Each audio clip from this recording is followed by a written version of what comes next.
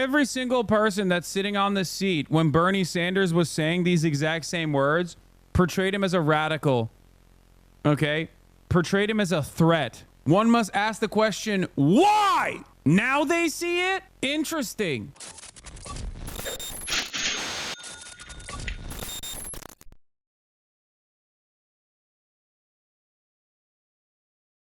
But yeah, backpack belonging to CEO shooting suspect is found.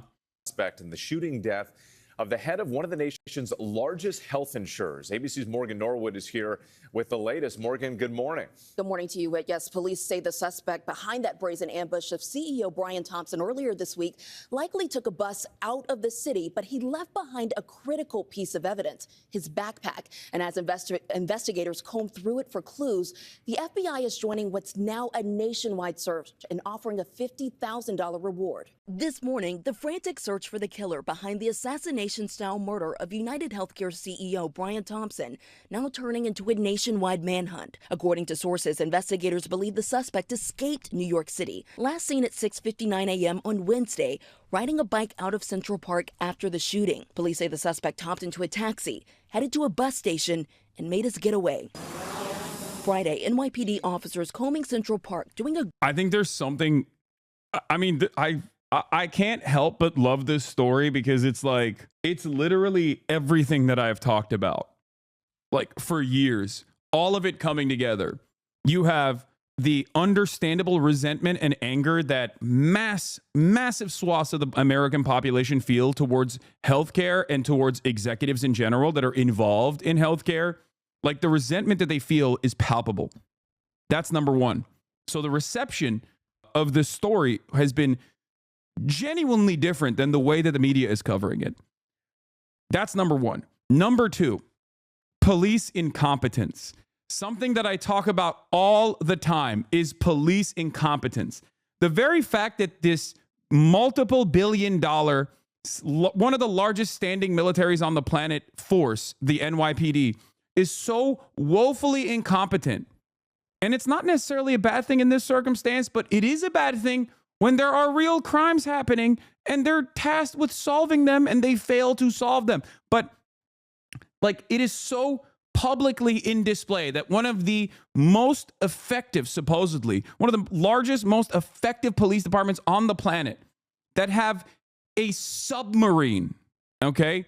Drones, submarines, an office in Tel Aviv. Like, these guys are so woefully incompetent when they're tasked with finding one singular criminal, okay, supposedly criminal.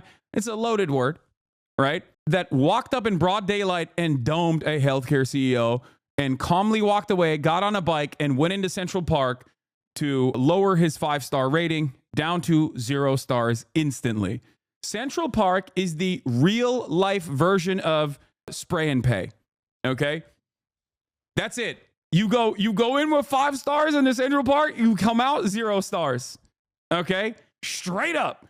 It's crazy. So, well, I've already talked about a bunch of different things revolving the story, the reception, and how diametrically opposed the mainstream reception or the mainstream coverage of this is in comparison to like what the average moms and dads in the Midwest, like how they feel about it. And it's very interesting.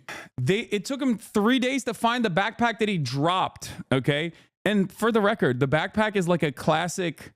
I feel like the backpack that he used was like a classic everyday carry backpack too. What is the design? It's like a very famous backpack. No, I forget what it's called. Oh yeah. Peak Design. Yeah. It's a everyday backpack from Peak Design. And from what I understand, this is like something that people really love this backpack, okay? By his look, the backpack is, oh my God, the combination in size color is unavailable. Wait, the 30-liter gray is unavailable. It's sold out. The 30-liter everyday backpack from Peak Design is sold out. Wow, that's guerrilla marketing right there, folks. So that's really interesting. But so basically, it's reselling on eBay for $4K. The jacket is also getting sold out online. Some places also hiking up the prices like 10x. Anyway, that's insane that people watch that and we're like, oh, dude, I love how breathable his windbreaker is. I personally loved the way that he could move in his windbreaker, and how many things he could put in his everyday carry backpack. It's like pretty solid by his look. But yeah, the range of motion. But okay, going back to the earlier point that I was making though, is that like it is pretty funny to see how much the NYPD has dropped the ball on this. It's also kind of interesting how hard they are trying to find him, right? Like there is never this level of involvement for any random person getting murdered in broad daylight. If it was a random person getting murdered in broad daylight, nobody would give a shit. It would not be this big of a deal. So I guess when it's like someone in an actual position of power, when they get popped, it's like, whoa, all hands on deck. This is red alert, red alert. We have to do everything we can. This is the one time where we have to work, and they still cannot meet the standard necessary. The only law that matters is don't make cops look stupid in public. Yeah. Keeps you cool under pressure. the backpack. I think it's more about the media attention. No, it's not just because of the media attention. The media attention is also interesting, but it's because of the circumstances in which this act unfolded. It was obviously, the motive of it was obvious. It's a person that was like seemingly had gripes with the way that healthcare works in this country. And it's a perfect story for many different reasons. But I think no matter what, like when a wealthy person is assassinated, yes, cops are going to take that very seriously, as opposed to like a random person getting killed. It is also kind of wild that it took him, like I said, 3 days to find the backpack that he just dropped. Grid search by drone and on foot, eventually leading them to the suspect's backpack. Now, detectives sifting through it for clues. That image, that picture of him, and this could be blasted all over the country, and the phone calls are going to be coming in. Someone knows this guy from somewhere. Police say they believe they now have a clearer timeline of the suspect's steps before the murder, telling ABC News they think the suspect arrived in New York City November 24th, 10 days before the shooting, on a Greyhound bus, boarding somewhere between Atlanta and Washington, D.C. Investigators using facial recognition technology on the only clear images of who they believe to be the suspect, captured during a flirtatious exchange with the hostel clerk who asked him to smile to check his ID. This is straightforwardly a perfect story, okay? Like even the very fact that he was like rizzing up the reception person. Now, I don't even know if this person is the real person. This is just what the NYPD is claiming is the real person. We don't even know. And I'm not even like joking when I say that, because I know I've been joking quite a bit about the story where I'm like, oh, that's not him. It could be anybody, you know? And before people say completely different jacket, nobody owns one jacket, chat. Calm down. Which sources say was fake. Authorities also turning to DNA pulled from items left near the murder scene, including a cell. Whoa, hey, calm down. That's a very different gun. That's a very different gun.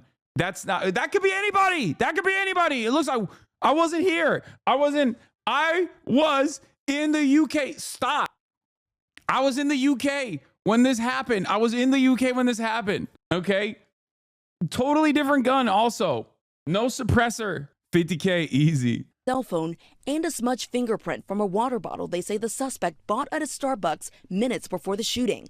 This video showing the suspect tossing an item in the garbage. He was methodical and disciplined. I will give this individual that. But everybody makes mistakes, and you got to find those mistakes. As the search intensifies, police working to determine a motive.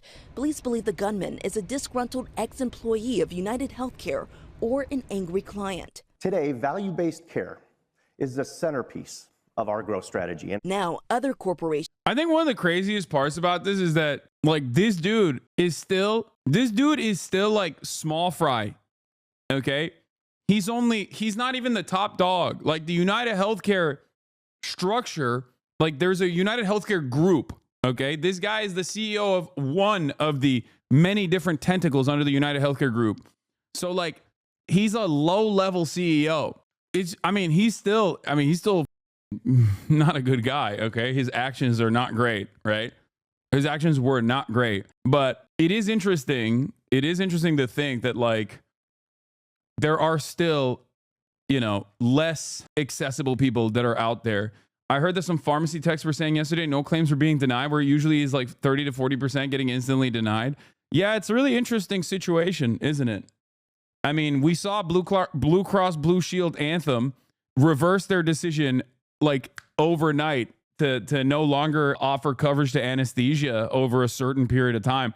Like if you go under with anesthesia for, you know, like if you go over a predetermined time frame, if you're taking anesthesia for a longer than predetermined time frame, like they will not cover it anymore. They said that they weren't going to do that. And then they very quickly reversed that decision. I wonder what happened. And then Kathy Hochul was basically taking in the credit for it. And insurance companies on high alert, reassessing security for their senior executives. And investigators are looking into the possibility that the gunman used what's known as a veterinary gun, typically used on farms and ranches. But now that the suspect may have skipped town, they're really leaning on the public for help. You know, those photos that we've shown are the clearest ones yet, and they are hoping someone out there can recognize him with. And Morgan, other companies are now taking notice and taking... He was the CEO of UnitedHealthcare, which is the insurance division that makes up 3/4 of the UHG's revenue. ...action when it comes to security now. Yeah, this has really shaken up corporate America. We have several companies, insurance companies alike, scrubbing bios of their top executives from their website. Just this morning, we're learning that Centene, it's another major insurer, announced that it's not going to do its in-person investors meeting here in New York City. Instead, they're going to move it virtually. All of this to protect their employees and executives. So again, we've got heightened alert, not just in corporate America, but among these insurance companies. This ripple effect across the country. Morgan, thank you. Yeah, a time frame that doctors don't determine either. The insurance would determine it. But that's just how it is in America. That's my point. That's what's so frustrating about it. That is what's so frustrating about this process. And not only that, but also they used AI. UnitedHealthcare started using AI to deny claims. And it skyrocketed the number of denials that they were engaging in. And for the record, even the Deny, Depose, Defend book that everyone is pointing to, like that book itself is not exactly a great book either. Like that's a pro healthcare insurance book, but it's so bad. Healthcare in this country is so bad that they even got capitalists who are pro healthcare insurance that, you know, are criticizing it. Okay. United CEO Andrew Whitty gave an address to the company today, leaked to me, telling employees we guard against unnecessary care and to tune out the critical noise. Has been disturbed by the amount of negative and in many cases vitriolic media and commentary that has been produced over the last few days, particularly in the social media environment. And I want to reassure you of a few things. Firstly, we are going to continue to make sure that we put patients, consumers, and members first, as we always have done. The mission of this company is truly to make sure that we help the system improve by helping the experience for individuals get better and better. There was nobody who did more to try and advance that mission than Brian Thompson. And there are very few people in the history of the US healthcare industry who had a bigger positive effect on American healthcare than Brian. And we are going to make sure that we not only acknowledge and honor that legacy of Brian, but we will continue it. Our role is a critical role, and we make sure that care is safe, appropriate, and is delivered when people need it. And we guard against the pressures that exist for unsafe care or for unnecessary care to be delivered in a way which makes the whole system too complex and ultimately unsustainable. So we're going to continue to make that case. We will continue to do the work we do. And I have never been more proud of this company and our colleagues and what this company does on behalf of people in need across the country. I encourage you to tune out that critical noise. Yeah, they're basically changing. They're basically like hiding the board of executives and their names and stuff like that. People have been trying to get their Wikipedia pages deleted. Okay. And it's really interesting that they're this worried. I mean, I guess it's not that crazy to be afraid in this time, but legally, isn't it all public? It's all public information. Yeah, but they could potentially change the laws. I mean, these are very wealthy people. These are very, very wealthy people. These are the people who have a lot of motion. These are the people who can change laws and rules to benefit them and offer themselves privacy. You have to understand, every day in this country, we are a uniquely violent nation. Okay? We have a lot of guns in this country. We have an arsenal of weapons readily available for all.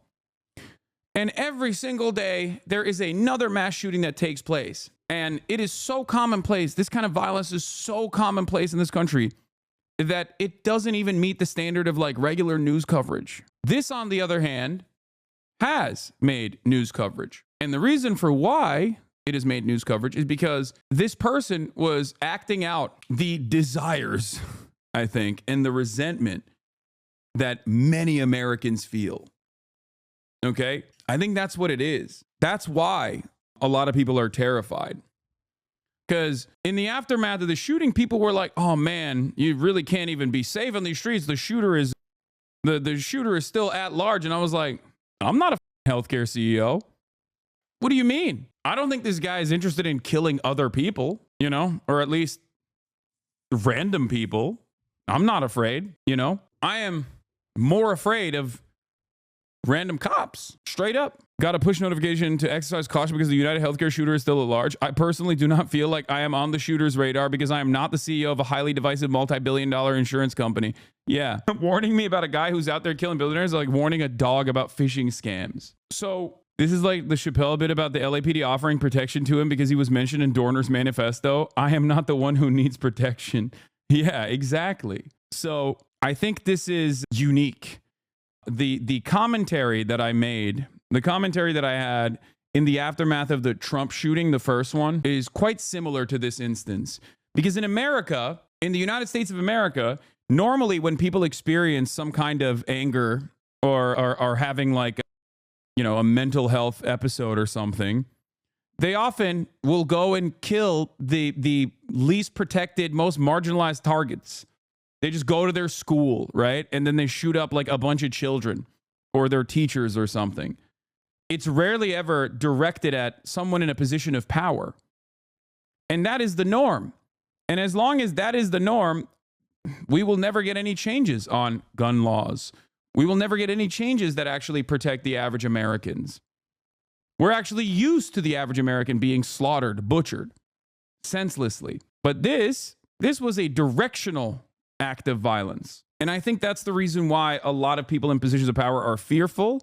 And I think that's the reason why a lot of people are looking at the media coverage over it and going, I don't feel this way. But one thing that has been quite interesting is seeing conservatives also exhibiting the same anger that you normally would hear from leftists online, right? Like the reception of this story has been quite interesting.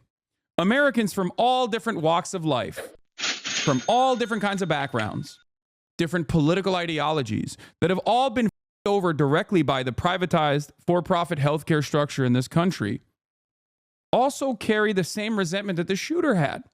And that's precisely the reason why, while right-wingers and mainstream media, both liberals and conservative alike, are trying to maintain this civility aesthetic to say, people are celebrating this, like this is crazy. Normal conservatives, on the other hand, are like, of course people are celebrating this. The f are you talking about? Look, people are naturally going to celebrate. This is on r/conservative.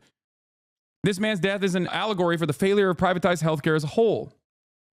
We can all relate. Prescriptions we can't afford. People we know who have been turned down. Healthcare or treatment due to insurance reasons. I'm a Republican and I'm not going to defend the failure of privatized healthcare. It's an absolute tragedy that people who don't have access to healthcare.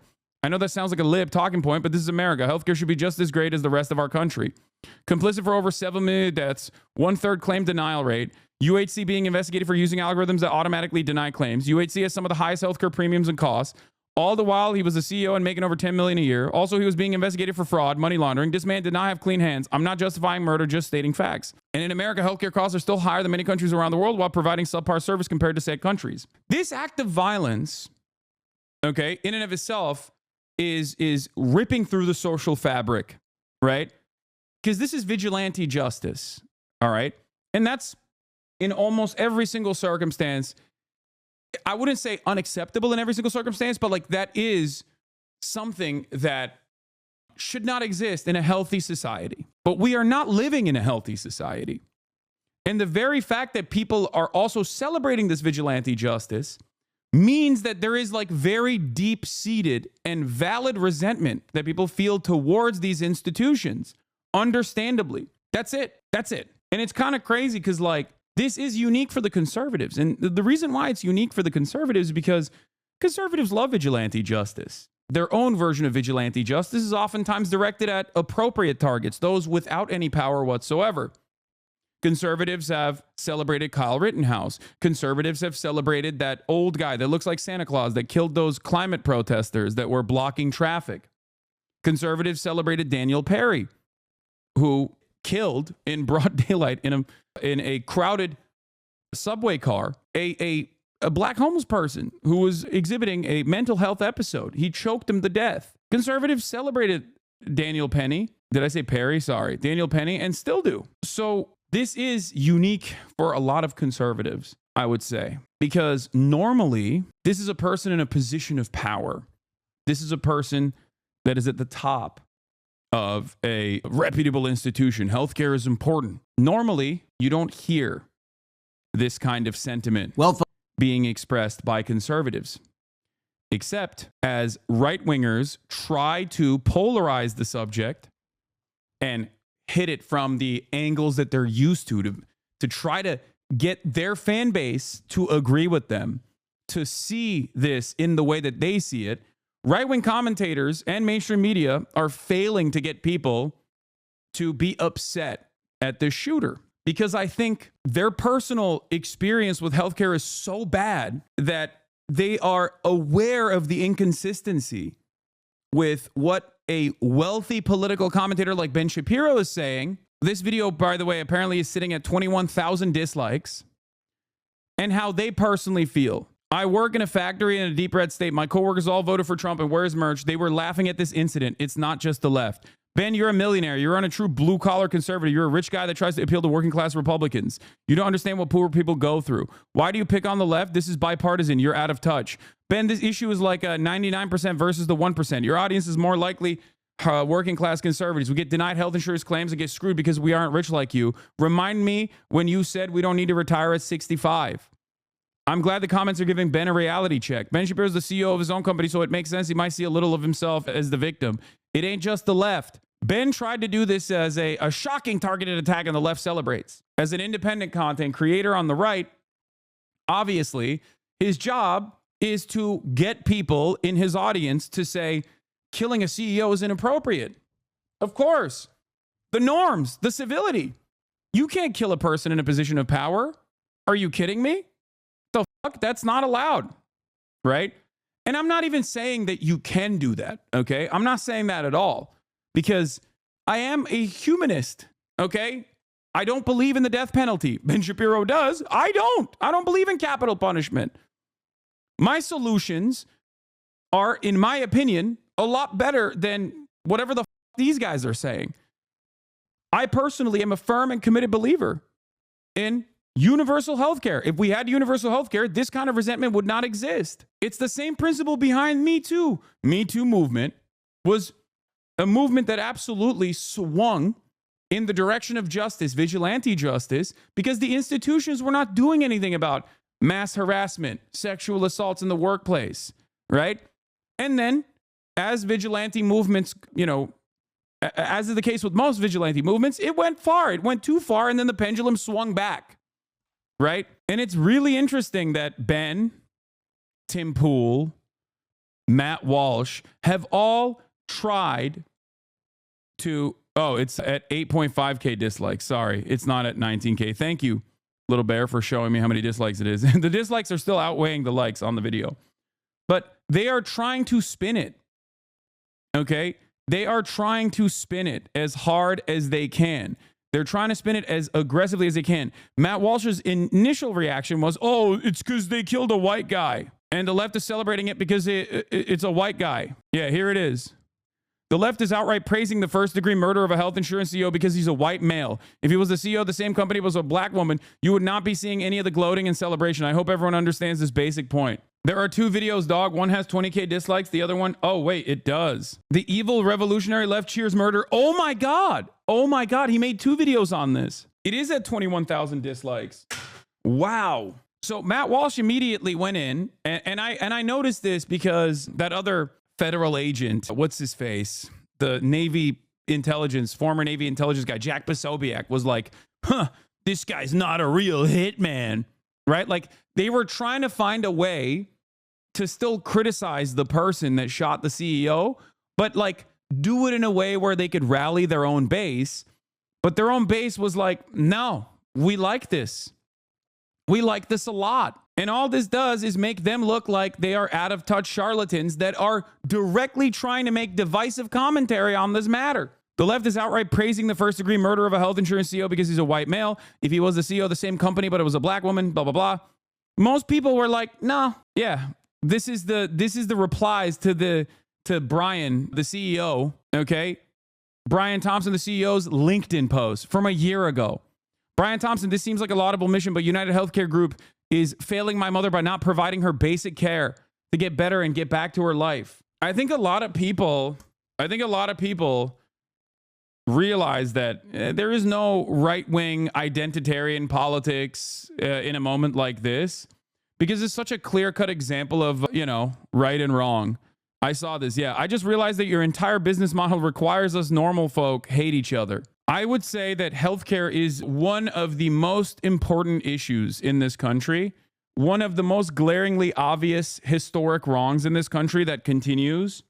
And that is precisely the reason why even on LinkedIn, you got other CEOs being like, yo, you suck, dog. You are doing a great job cutting your costs. Not having a single anesthesiologist and network in the entire state of Montana is a great policy to save you money. I'm telling you, man, healthcare and home ownership, like healthcare and housing prices, are the two key things that everyone gets over by, every single person.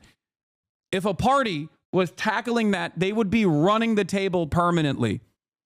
They would have a permanent democratic popular regime. They would have a popular broad mandate. Education is very bad too, but I'm saying, like, in terms of like the top priorities, I think it's healthcare and housing. People are very, very, very angry, understandably, about the situation that is unfolding, about their own material realities. And these guys have gone on for far too long, very clearly cutting across that class consciousness by saying, don't worry about that. Don't worry about healthcare. Look at how these libtards, they hate white men. They hate you because you're white.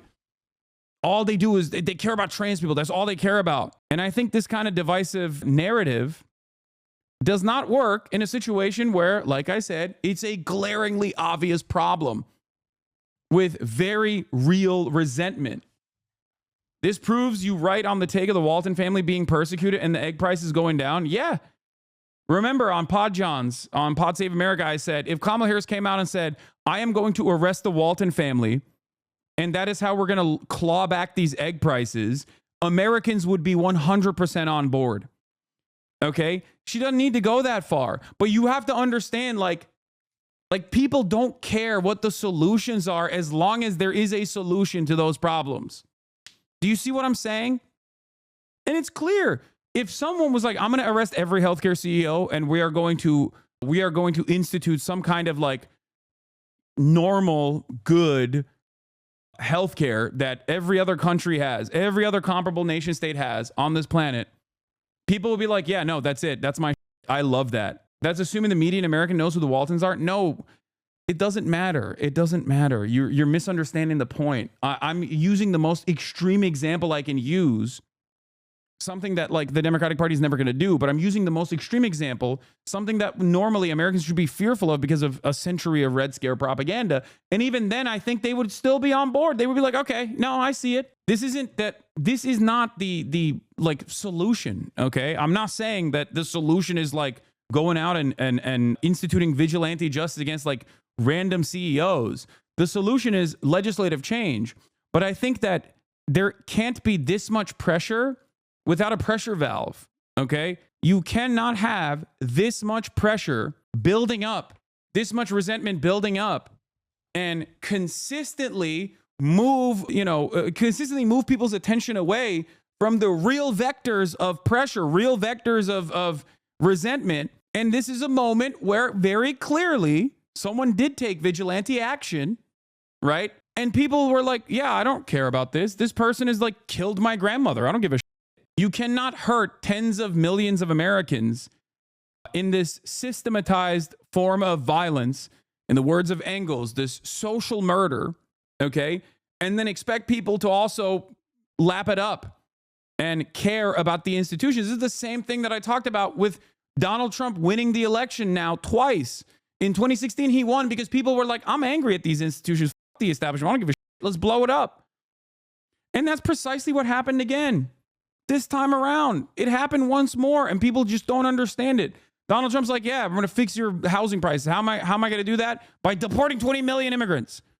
I'm going to fix the egg prices. How? Deporting 20 million immigrants. It doesn't even have to make sense for a lot of people. They're just like, okay, I trust this guy. He sees the anger that I feel, and that's his solution. I'm willing to, take a bet. Every post on r/conservative is basically saying open corruption from leadership, unaffordable healthcare, wars and revolutions breaking out worldwide. We really might be hitting a critical point in history. Double the industry standard on claims denials. Eat the rich will start somewhere. Frankly, it's inevitable. You got Republicans talking about eat the rich, man. That's crazy. The entire Republican ideology revolves around defending the rich, and it's failing. It's because all of the divisive ways in which people have been sedated into, folks, the reason we can not recognizing who the real villains in society are failing as well. L-Take, I'm glad the comment section noticed the CEO is actually a criminal. I just realized your entire business model requires us normal folk to hate each other. I don't know why you're trying to keep pushing this as a left issue. It's across the board. Yep, that's it. It's not working. It's not working for the right, the populist right, the so-called populism of the right. It's only the populist right-wing sentiment is only effective if there's no motion on the left. This is why I say if the Democratic Party actually got their straight and were truly fighting to fix some of these problems that Americans are facing, the Republicans would not be able to effectively cut out this like anti-trans, this anti-immigrant. It just wouldn't work because everyone would be like, okay, well, this guy wants to make my healthcare free. I don't give a I don't care about trans people. I don't care. Yeah, they're weird. They're gross. Who gives a shit? Is the normal attitude that most right-wingers have. They're like, yeah, okay. Is that gonna put more money in my pocket? Is that gonna put food on my table if every single trans person is no longer allowed to compete? All 40 trans people in the entire state, in the entire United States of America won't be able to compete in high school swim meets? Is that gonna give you more money? Is that gonna make healthcare affordable? No. Make no mistake. I think the average American still has a lot of resentment and, would still talk about like mass deportations if their Uber Eats order was cold, okay? Make no mistake. That still very much exists. But this is something that they feel. This is something that they experience. And it's very obvious that it's such a significant problem for them that they're looking at a situation like broad daylight assassination and going, nah, that's actually sick. And we don't even know the actual shooter's motives yet. Like, we don't know for sure what the motives are, right? I've had 2 doctors retire in the past 4 to 5 years because they claimed they were tired of spending the majority of their day arguing with insurance companies about how to care for their patients. One said apparently their accounting degree trumps my medical degree. Everything is denied by default and hope to frustrate the doctor impatient enough to concede. I don't condone the murder either, but I'm not surprised it happened. I'm dealing with insurance right now and have multiple doctors say, I need surgery, and the insurance company still refuses to approve it. Yeah, it's up, man. It's up. The widening manhunt for the gunman who killed UnitedHealthcare CEO Brian Thompson. This morning, New York City police say they recovered what they believe is the shooter's backpack in Central Park. That's where the gunman fled after shooting Thompson in front of a hotel in Midtown Manhattan early Wednesday morning. While the backpack may serve as a valuable clue, the search is now expanding well beyond New York City and now includes the FBI and more than 80 police departments nationwide. Allie Bauman has been following the story and joins us now. Allie, good morning. Good morning, Dana and Michelle. Investigators now believe the gunman left New York on a bus shortly after the shooting. NYPD sources say they have more than 200 images of the person they want to question, but they have not named a suspect or determined a motive. Meanwhile, the shooting and public reaction to it has left some healthcare and business executives rattled. New video obtained by CBS News appears to show the individual who police are calling a person of interest stopping to bend toward a pile of trash on West 55th Street. This video was taken just a few minutes after surveillance footage at a nearby Starbucks shows a hooded and masked man using cash to buy a drink in a power bar. Less than a half hour later, UnitedHealthcare CEO Brian Thompson was shot and killed just a few blocks away. Police say the gunman was then seen riding a bike into Central Park before he exits on the Upper West Side without a backpack, and he ditches the bike. We have him in a taxi cab, and the taxi cab takes him up to 178th Street and Broadway, which, as we know, is a Port Authority bus center. Those buses are interstate buses. That's why we believe he may have left New York City. Sources tell CBS News the gunman may have boarded a bus that was leaving for Atlanta. On Friday, investigators combed Central Park and found what they believe is the shooter's backpack. And they focused on the Manhattan hostel where they think he stayed and where a surveillance camera captured this image. It's the person they're looking for with his mask down. There's lots of time left. This is by no... Again, sorry to spam, but I wanted to add my parents are conservative Christian and they're loving this. My mom has cancer. She definitely feels vindicated. She literally just texted me to say she didn't know if she and my dad would be watching the Daily Wire anymore. Lol. That's what I'm saying. Like, this is a glaringly obvious pressure point for a lot of Americans. They don't give a shit. They don't care. They don't care that, like, this is a system-breaking act. Does that make sense? Do you guys understand? I wouldn't say this is like a real class awakening, but at least on this issue, people recognize the harm. They see it. They experience it. They recognize it. They know who's responsible for it. My company, Mayo Clinic, has a literal division of people whose job it is to argue with insurance companies on behalf of doctors because they don't have enough time to argue every single diagnosis or procedure that their patients need. Yeah. All that stuff makes healthcare more expensive in this country, for the record. All of that stuff makes healthcare more expensive, more costly, and overall. Anyway, and the police are desperate. Apparently, NYPD sources say the artificial intelligence is going to play a big role in nailing the idea of the gunman who killed the UnitedHealth CEO. His mask, to point out, didn't totally cover his face. Bone structure was showing through the rest of it. And AI will come up with a pretty clear match, they believe. I think it's very funny that they are using the bunk-ass artificial intelligence. The irony of using AI to capture an assassin who killed a CEO that instituted an AI model with a 90% error rate is fabulous. This is low-key, yet another instance of the enshittification of everything. The profit motives creating worse outcomes overall. And it's an institution that's tasked with, like, finding this criminal, right? And they're going to fail. It's a failure. The AI system is fundamentally broken. It's only good and working as intended when you are using it to deny insurance claims. It's supposed to be bad. It works as intended with the Lavender program, Israel's targeting program.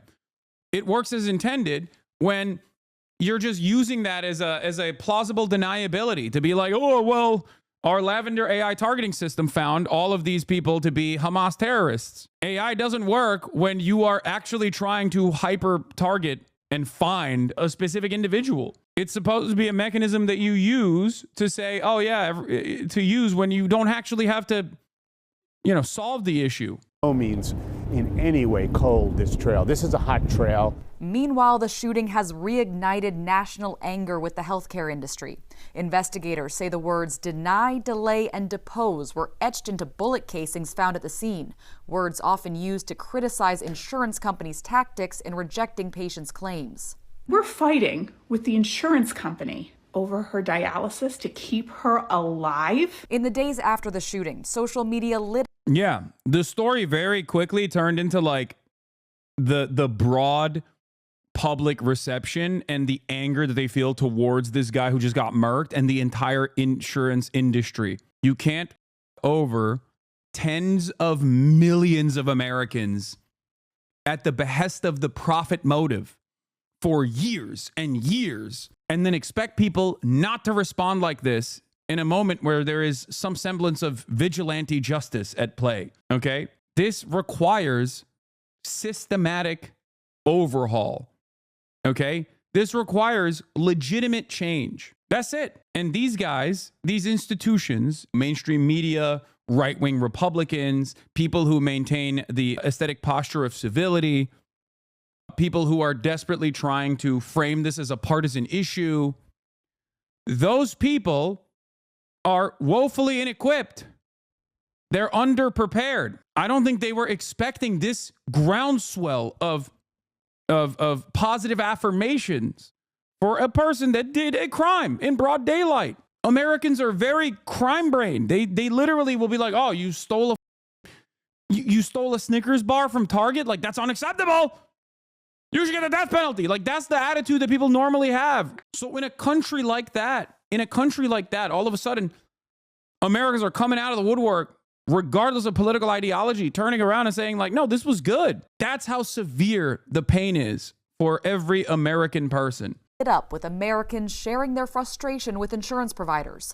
A survey taken last year found 12% of claims were denied, up 20% from 2020. While a 2023 survey found nearly 60% of insured adults experienced some issue with their coverage in the previous year. What's Jenks' attitude on this? Well, I'll tell you, I don't know about Jenks, but Anna Kasparian also hit the classic, like, "I can't believe the left is celebrating murder," and then changed her tune real quick. Originally, she was like, the first day when it came out, I remember reading a tweet from her. When it first happened, I remember reading a tweet from her that was like something that even Michael from Pennsylvania was yelling about, I think, right? Am I crazy? But she has basically decided, she said this.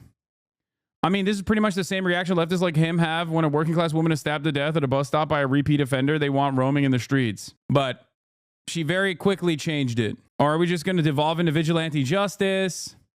Plus, it's useless, counterproductive. That brings no change to healthcare. But then today I saw her. First she said, this is how the left is on random working class women being stabbed, which is crazy. I don't think anybody has that kind of attitude, this indifference, okay? Then she said, responding to someone that said, "Are you okay with for-profit healthcare?" She said, "I still have the same views on healthcare. I want single parent. You can hate and condemn our healthcare system or UnitedHealthcare in particular, and also condemn murder. Are we just going to devolve into vigilante justice? If that's what people want, I'd be careful. I thought that was the kind of culture we didn't like. I guess it's okay when you find it righteous, but what comes with severe societal consequences that are worth considering? Plus, it's just useless, counterproductive, really. This brings about no change to healthcare. I get it if you don't feel empathy, but maybe don't overtly be a dick about it. Political positions never win when they're attached to unlikable people. And right now, the left is unlikable." And then she responded to Ben, "Live your life in such a way that you aren't a socialist leech on the ass of society, reveling in the murder of people who work for companies you don't like." Her attitude is different now. It's not just socialists that feel this way. It's felt across the political spectrum, which might mean you're misidentifying who the leeches are. So it seems like she's changing her rhetoric a little bit. Nobody is buying the media, what the media is saying about this event. Yeah. No, that is what I'm covering right now. Here, this is the... We still do not. Yeah, we'll look at the broad reception of the assassin as well. But now, in the wake of the shooting, some business leaders are looking to increase corporate security. UnitedHealthcare, the company Thompson worked for, removed photos and biographical information of executives from its website. Another health insurance persona that this individual has taken on. And it has been remarkable, unsettling to watch the public response to what has happened here. And just the kind of caustic reaction to a father, to a human being. A part of the social media response. I mean, I think, outside of social media, maybe everyone sort of just sees this as a cold-blooded murder. Look, if your tweet starts with assassination is bad, but you might want to rethink that tweet, right? I mean, I don't think people are rethinking those tweets. I think you guys are the people who should be rethinking the way you're covering this if you want to maintain any sort of institutional legitimacy and any sort of broad credibility. That's it. You know what I'm saying? That's it. It's like that much is clear to me. It's like this is one of those cases where people are just like, I don't give a f. One must examine why people feel that way. You don't have to go out of your way. You don't have to go out of your way to be like, murder is awesome. This is sick. Like, you don't have to say that, right? But I think this requires an in-depth examination as to why people feel this way. And I think it requires an in-depth examination as to why many people whose entire job is to basically say all the harm that you're experiencing under this awful processed serialized form of murder at the behest of the profit motive is actually good and there's no alternative. Like, all of those people that say things like that on these institutional, all of the people that say like this is completely, all the people that are directly at odds with the way that people feel about it should maybe take a cold hard look at why they are so obviously on the opposing side of like the broadest subsects of American society. I said this immediately after the shooter shot the healthcare CEO. I'm wondering what a poll would look like. I'm wondering what kind of broad popular support this shooter would get right now if they actually polled it honestly, in an honest way. I feel like he would get overwhelming majority support. Not know why the CEO of UnitedHealthcare was murdered on Wednesday here on the streets of New York, but some of us have been really surprised by the reaction online. Many have shared their very deep frustration with the health insurance industry. I have never seen Americans so united on something as I have over the last 24 hours in the comment sections on these news articles about the UnitedHealthcare CEO. If you think that I didn't need anesthesia to have surgery, you're insane.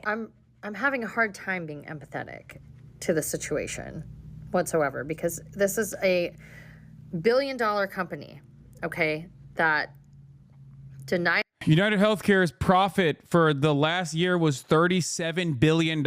Pure profit, $37 billion. 37 with a B, okay? It's crazy. Has access to people every single day. And we're fighting with the insurance company over her dialysis to keep her alive. Having said that, I think that there is something really instructive in seeing how almost gleeful people are about this horrible event. And the truth of the matter is what it tells me is something that we all already know, that Americans have just had it. We have had it. She speaks for a lot of people there, but this really isn't about this tragedy. The videos of the doctors talking about their frustrations with insurers are from before the shooting. I had billed $12. Like, look at this. UnitedHealthcare forecast on December 3rd, profit largely in line with estimates. Forecast adjusted profit for 2025 largely in line with Wall Street estimates. The company sees adjusted profit for the year between 29 shares of the company fell 1%. UnitedHealthcare, akin to its peers, see a demand and surge for healthcare services under the government-backed Medicare plans. This is them talking about privatizing certain aspects of Medicare. We talked about this extensively. Their stock went up, by the way, after the CEO got killed, which is crazy. For 2025, the company sees a revenue between $450 billion and $455 billion, compared with the estimates of $431 billion. The company expects cash flows from operations to range from $32 billion to $33 billion. The stock is down 10%. Oh, it is?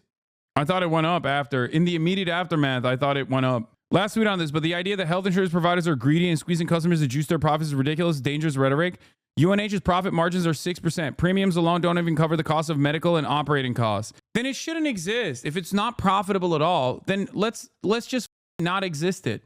Let's just literally end it. Like, what are we doing here? Oh man, this is some sort of, am I supposed to assume that for-profit healthcare insurance companies are actually operating at the behest of the population? It's a fake mediator industry that doesn't need to exist. It doesn't exist in so many other places. I hate this idea.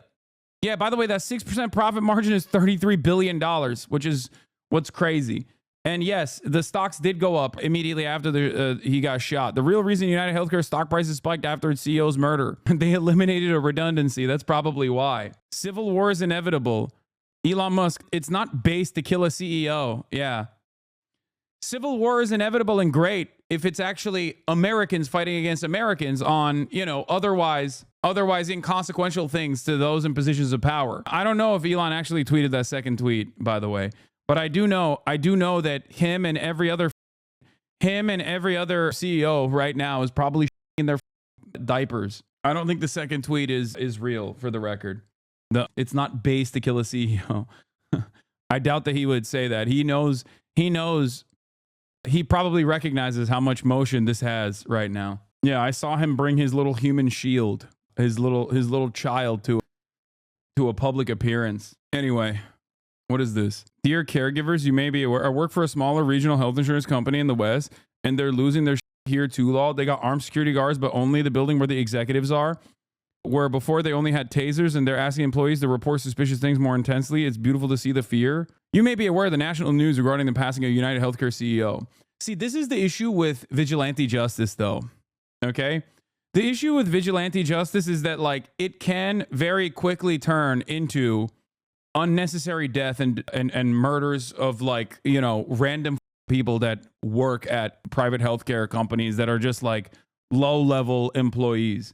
That's the problem, which is why I still think that the best possible solution in this circumstance is to change the outcome, is to eliminate this fake mediator industry that is unimaginably costly to the American taxpayer. Matt Walsh defended the guy who killed a homeless man while simultaneously condemning people celebrating the CEO's assassination. Couldn't be any more on the nose. Exactly.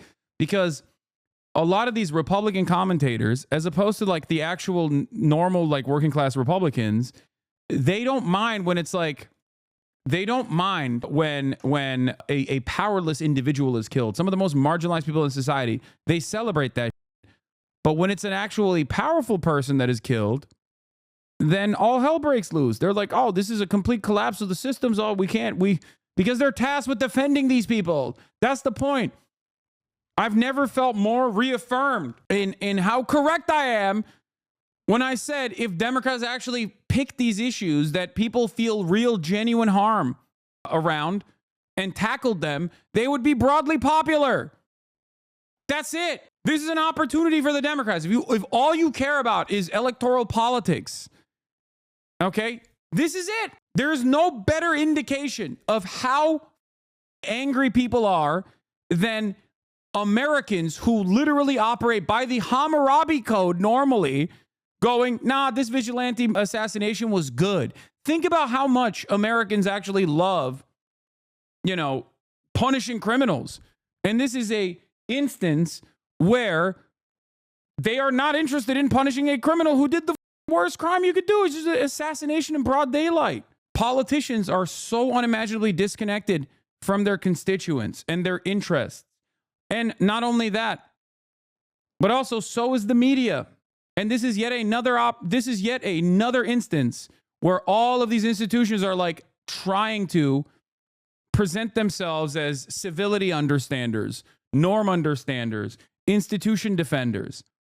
And change for a patient's allergy injection. And they had done an audit and said that they weren't going to cover that bill of $12 and change. I am a doctor and I have no idea why they're able to deny this. Does anyone else feel like they're having everything denied and need to appeal lately? I mean, I'm talking about joint replacements for a patient with bone-on-bone arthritis needing to get appealed for no reason. Like, what do we do? How can we make this end? I just feel like I'm in this cycle, spending more time dealing with insurance companies than with patients. Insurance is the largest roadblock to just attaining proper treatment, access to healthcare. And it's just like we're just bleeding money left and right in this healthcare industry. And who is it benefiting? Not benefiting me as a doctor. The guy's going to get away with the cops seem lost. I mean, ironically enough, a part of the reason why the cops seem lost is because every aspect of American society, including policing, is also crippled by the same profit motive that undermines every institution, because they're using like artificial intelligence. And I mean, cops also are just really bad at their jobs in general. And this is yet another instance of them being really bad at their jobs and being bad at their jobs in broad daylight. It's not benefiting the patient. Who is it actually benefiting? Wow, here to help us understand why so many people are so very angry is CBS News medical contributor Dr. Celine Gounder. She's editor-at-large for public health at KFF Health News. Really glad to have you here, especially on this particular day. Listen, we can all agree that the system is broken. We all agree on that, but it seems that people are having a hard time separating the broken system from the person. The fact that so many people are gleeful is the word. This has happened to this man just sort of stuns me. How did we get here? Look, vigilante justice is not okay. We do have a country of law and order where there are systems to address these issues, which we can talk about more. But look, like, if you don't want, it's simple, okay? If you don't want the Me Too movement to like randomly get out of control and start yelling at like people for having like a bad date or whatever, then the systems can't fail victims of sexual assault, okay? And the same goes for this. If you don't want people to release the pressure that they feel, if you don't want vigilante justice, and I don't want vigilante justice, because there is obviously vigilante justice is uncontrolled. Okay, it turns into some of the most damaging aspects of the Cultural Revolution. You know what I mean? It's decentralized. It's primarily focused on revenge. Okay, and it can be its starting point can be an adequate point of anger. Okay, a real point of anger, but it never ends in that situation. It never ends with only the appropriate victims, or I mean the appropriate targets. Okay, so if you don't want vigilante justice, you have to fix the problems. And I think that a lot of people, a lot of these institutions are so woefully incompetent and are so used to not fixing these issues that it doesn't matter. Yep, Hasan, just remember he's the CEO of his own company. Yeah. I mean, look, I am the CEO of my own company. I'm not. But listen, if I get murked, it's going to be a psychopath, neo-Nazi, very likely, or like a Destiny fan. All right. And I'm going to get murked because of the things I speak on that many of you agree with. It is what it is. If it happens, it happens. Nothing I can do about it. Having said that, okay, I'm not in here to defend the honor and protection of CEOs. I'm not saying that at all. I just want people to have healthcare, man.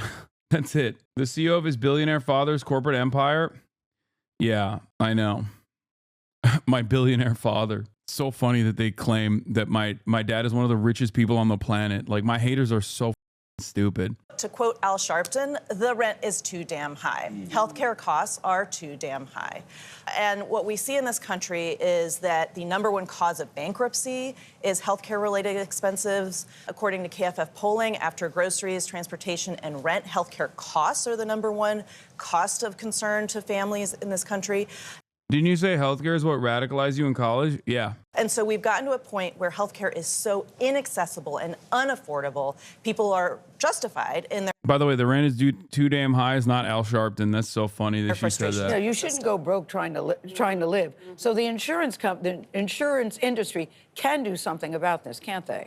Well, there are things that can be done. So under President Obama, there was the Affordable Care Act, which helped to expand health insurance. So you had Medicaid, you had the marketplace, then you also have subsidies to make it more affordable to purchase plans on the marketplace. Those were made even more generous during the pandemic. And then those more generous subsidies were extended under the Inflation Reduction Act under President Biden. But we also have other challenges in terms of why are healthcare costs rising? So, you know, you have efforts to extend coverage and make more people have healthcare be available, but prices are going up. So we're the only country in the developed world that has this struggle, that has this challenge of people seeing the cost of healthcare rising and insurance premiums also rising. There's a recent KFF poll that found a quarter of U.S. adults. Interesting. Every single person that's sitting on the seat when Bernie Sanders was saying these exact same words portrayed him as a radical. Okay? Portrayed him as a threat. One must ask the question, why? Now they see it? Interesting. I was in an accident at the gym where my front teeth went through my bottom lip and put a hole right below them. I went to the hospital to get my lip glued while scared because this was during COVID. The attending doctor was a the whole time and so rude, and my mom got a bill for $9,000 for that visit because I didn't have insurance. I spent less than 15 minutes in the hospital. The healthcare system cost U.S. taxpayers $49 trillion over the last 10 years. Without the insurance middlemen, it would cost $32 trillion. That's $17 trillion that could have gone to healthcare instead of lining the pockets of insurance company CEOs. The other side of the story is that mediators in the insurance industry are also responsible for the high prices because their interests do not revolve around lowering the actual costs. Their interests revolve around not paying for the actual costs. Okay? That's the other problem. That is precisely the reason why every other comparable OECD nation that actually mass purchases pharmaceuticals in bulk are capable of lowering the prices of healthcare and pharmaceuticals. In America, it was illegal. Barack Obama was the first president that allowed the VA, which is the only, at the time, it was the only like close to nationalized form of healthcare, to allow bargaining at the purchase point. He still maintained its illegality for every other, like for Medicare and whatnot. Think about that. We are the only country where the government is not allowed to bargain with pharmaceutical corporations at the point of purchase. It's illegal. Think about that. And for the record, it doesn't even make sense. Murder is good. Murder is good. Murder is good. What are you saying, Bjorn AIDS? If I thought murder was good, I would say that this CEO and all healthcare CEOs and the entire healthcare insurance industry is actually perfectly fine. They murder like they murder close to 45,000 Americans every year by refusing to cover their healthcare costs, even after they paid for it. So, no, I don't think it's good. Sock them. Yeah, I don't understand how people that come from countries with socialized medicine will still turn around and go,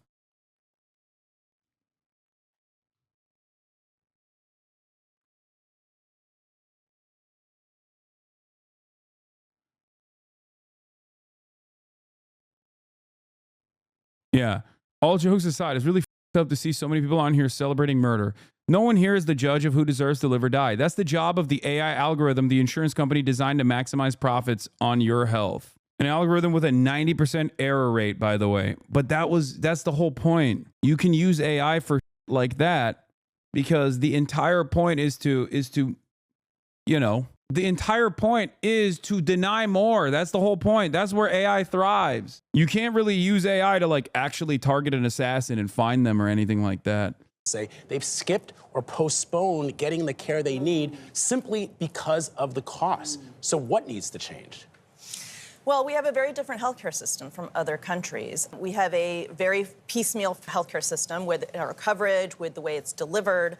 Many other countries have what we call socialized medicine. By the way, Medicare is socialized medicine. Yeah. And even that socialized medicine is the most expensive in terms of healthcare for the elderly in the world. There are a lot of different proposals that have been made. So again, going back to the Inflation Reduction Act, negotiating down the price of drugs, giving Medicare the authority to do that. We've already seen one round of price negotiations. Yeah. The incoming administration wants to eliminate the Inflation Reduction Act, at least many of the provisions of that. So whether that will continue, we don't know. We've seen a lot of mergers and acquisitions in the healthcare industry, which means less competition. The Biden administration has really been trying to pursue antitrust suits to block some of these. The Trump administration, the prior administration, tried to make healthcare pricing more. No, this is not enough, okay? Simply only reducing. This is the same principle behind chucking 2 pennies at a homeless person, okay? Lowering the price of insulin for Medicare only by 2026 is not the broad sweeping change that people are demanding, okay? This kind of incrementalism is not enough. People do not, like, it's great. I'm glad that it's happening, okay? But it's clearly not enough. And it's not even like a why make perfect the enemy of good, okay? That's what liberalism is all about, saying, oh, you must not make perfect the enemy of the good. Like, this is a good thing. Yeah, I know. But it's ridiculous when the most consequential, broad sweeping legislative change on this issue has been lowering or limiting the price of insulin to those over the age of 65 to $35 by 2026. Okay? That's crazy. It's like you have a gunshot wound on your chest and they offer you a Band-Aid and they go, well, I covered, I'm covering some of your injuries. Why are you still complaining? You pay for insulin? My friend, Americans pay an insane amount for insulin.